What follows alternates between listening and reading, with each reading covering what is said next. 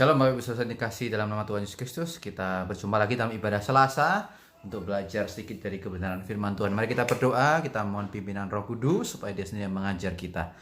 Mari kita berdoa. Bapa, terima kasih karena Engkau sangat baik Tuhan. Kami mau belajar kebenaran firman Tuhan, berbicara kepada kami dan jemaat yang ada di rumah, biar Engkau juga hadir di sana, memberi damai sejahtera, memberi kekuatan, kelegaan dalam situasi apapun yang mereka hadapi.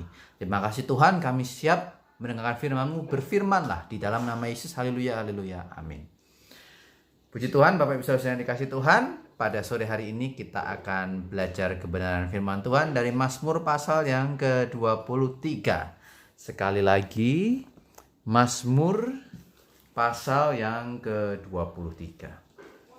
Mari kita buka Alkitab kita di Mazmur pasal 23. Ini Mazmur yang sudah sangat terkenal. Saya yakin banyak dari Bapak Ibu Saudara-saudari sudah pernah membaca atau mendengarkan firman dari Mazmur 23 ini dibaca, atau pernah dengar khotbah, atau pernah dengar di dalam nyanyian. Tuhan adalah gembalaku yang baik. Mari kita lihat, jadi tema pada sore hari ini di ibadah keluarga adalah Tuhan Gembala yang baik. Mazmur 23. Tuhan adalah gembalaku, takkan kekurangan aku. Bapak Ibu Saudari, kata tidak kekurangan aku ini diterjemahkan dengan terjemahan yang lain. Ini bisa berarti aku nggak butuh apa-apa lagi, atau yang paling utama sudah aku dapat, yaitu Tuhan adalah gembala. Bapak Ibu Saudara yang dikasih dalam nama Tuhan Yesus, sangat susah kalau kita jujur saja menempatkan dalam posisi seperti ini ketika kita hidup di dunia ini.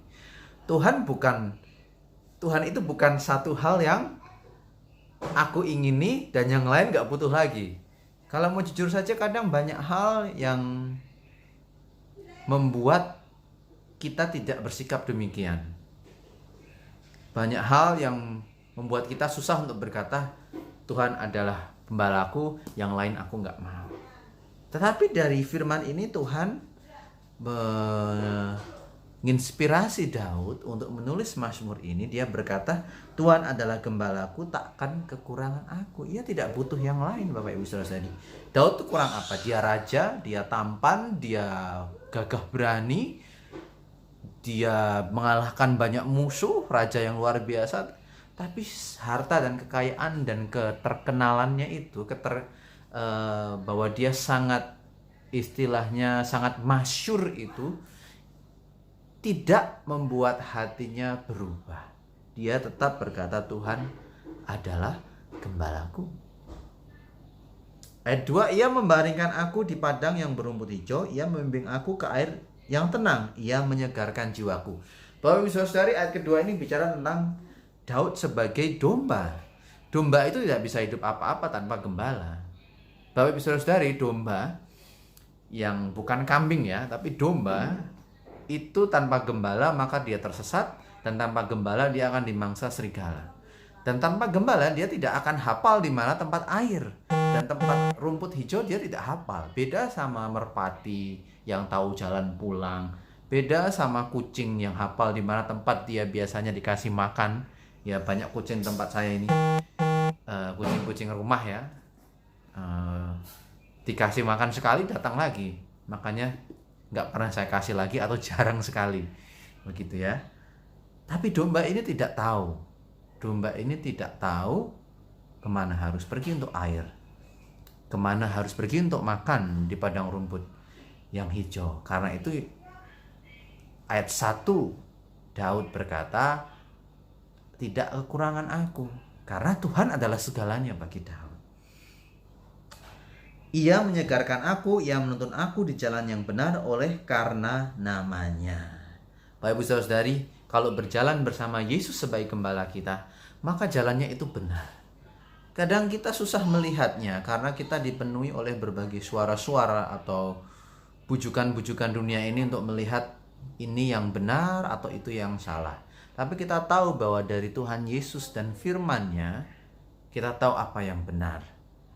Dan ketika dia menuntun oleh karena namanya. Bapak Ibu Saudari, ini menarik. Demi namanya. Maksudnya apa? Demi namanya itu Bapak Ibu Saudari, ini seperti kalau misalnya contoh Anda memiliki suatu usaha. Misalnya Bucip ya, memiliki usaha apa namanya? Cateringnya ya. Catering snacknya itu kan enak. Jadi orang-orang kan tahu cateringnya dari mana? Bucip. Oh, itu pasti enak. Ya. Jadi kalau yang namanya Bucip masak snack, itu ada jaminan namanya Bucip enak. Orang-orang udah tahu. Oh, saya bisa percaya gitu ya.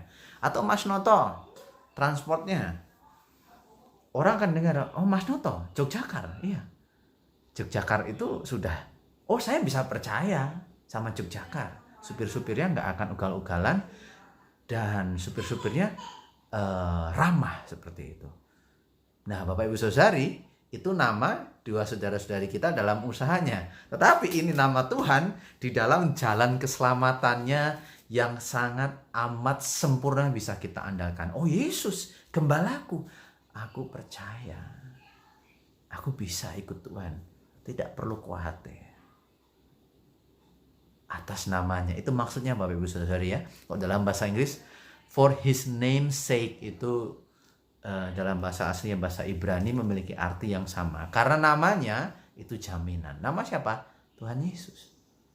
Ada jaminan bahwa saya akan dijalan ke jalan yang benar, bukan menyesatkan.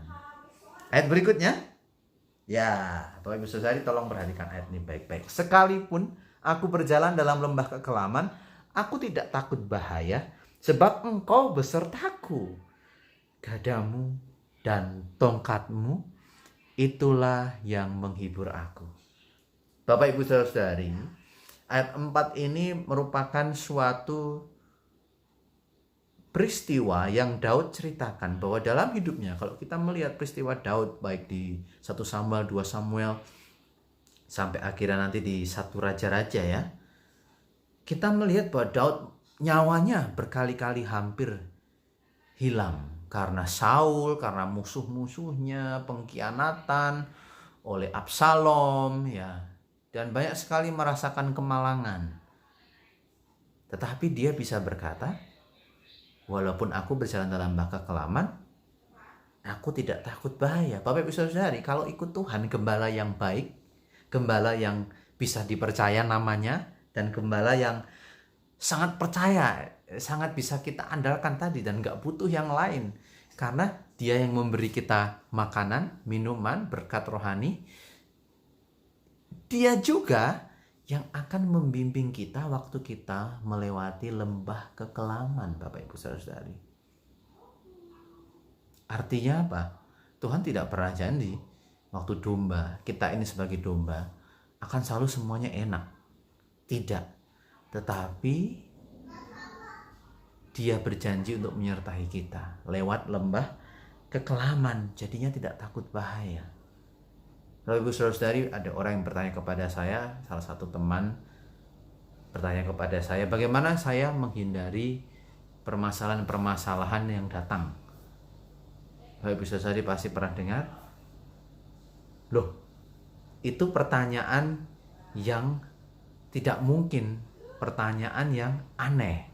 Bapak Ibu Saudari, pertanyaannya bukan bagaimana permasalahan-permasalahan itu dihindari, tapi pertanyaannya adalah waktu permasalahan itu datang, dan pasti datang, dan akan datang, seperti sekarang ini, Bapak Ibu Saudara-saudari menghadapinya bagaimana?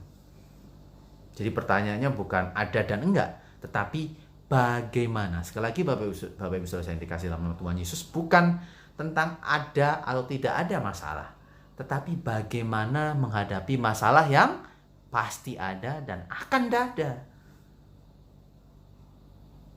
Bagaimana caranya?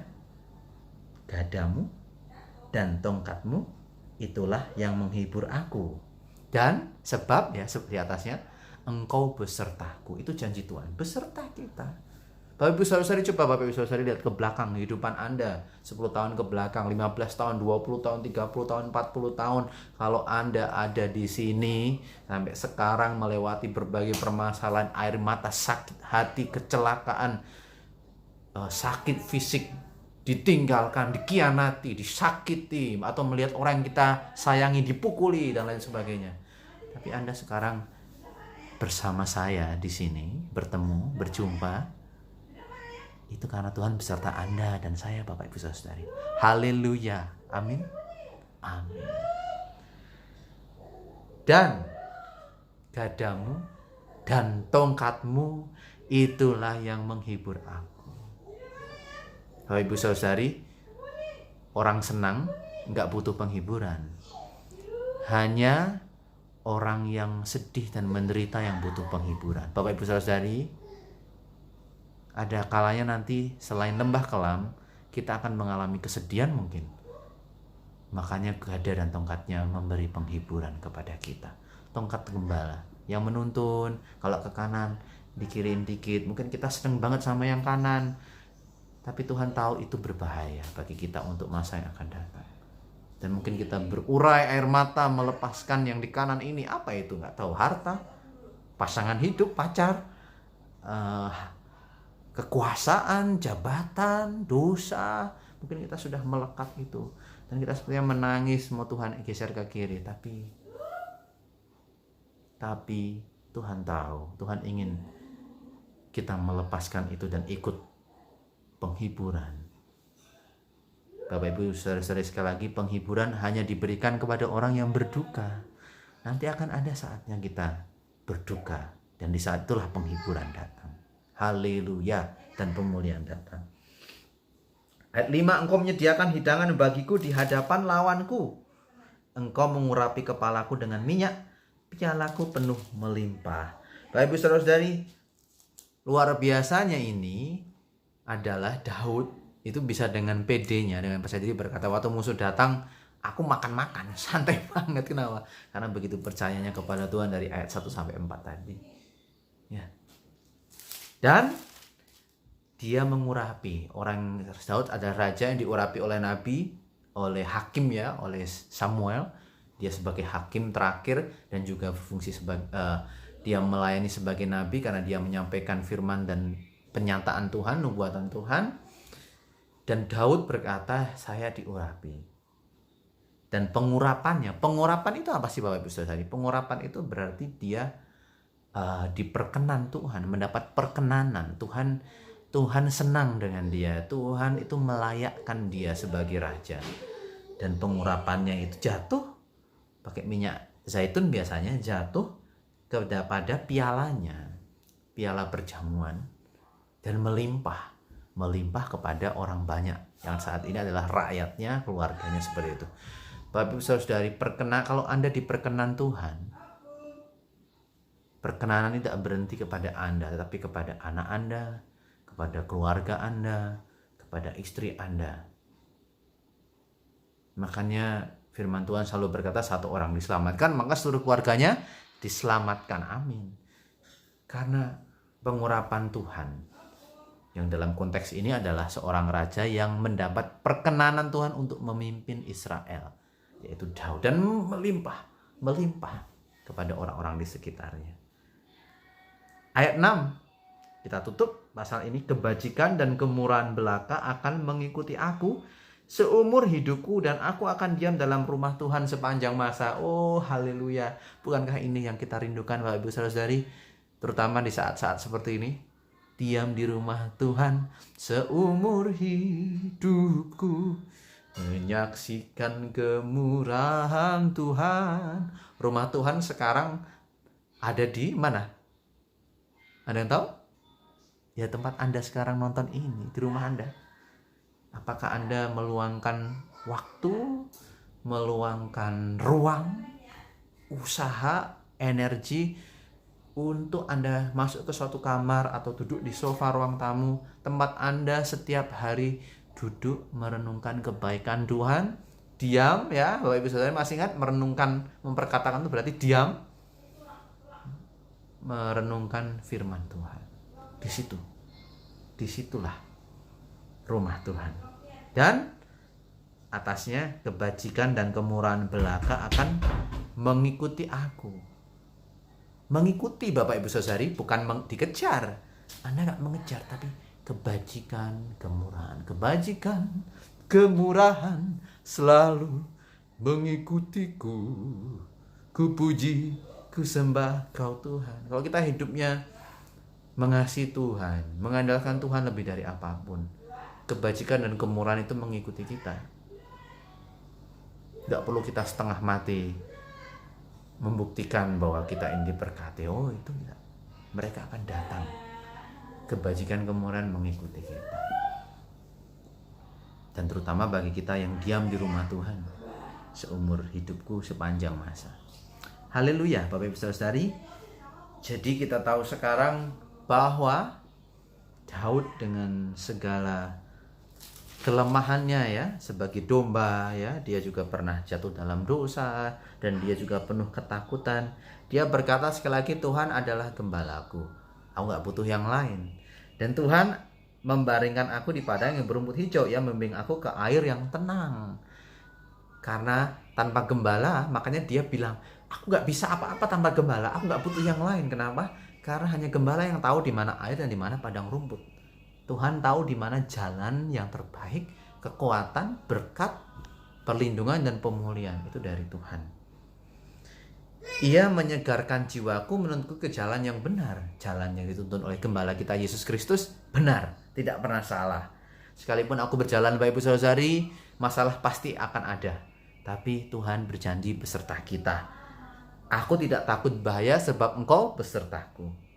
Gadamu dan tongkatmu itulah yang menghibur aku. Nanti kita akan mengalami sedih. Kita nggak minta ya Bapak Ibu Saudari. Saya juga nggak doakan Anda ditimpa kesedihan, enggak.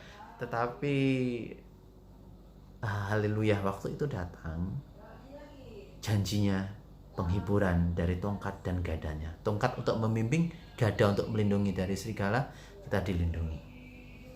Dan Engkau menyediakan hidangan waktu ada di hadapan musuhku. Waktu ada masalah kita bisa santai.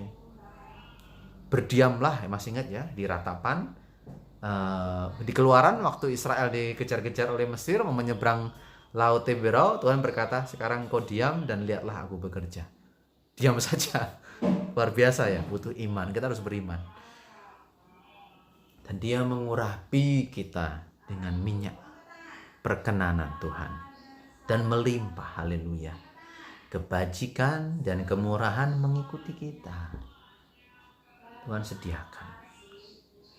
Makanya kita gak perlu pakai cara-cara yang korup, jahat untuk mendapatkan kebajikan dan kemurahan.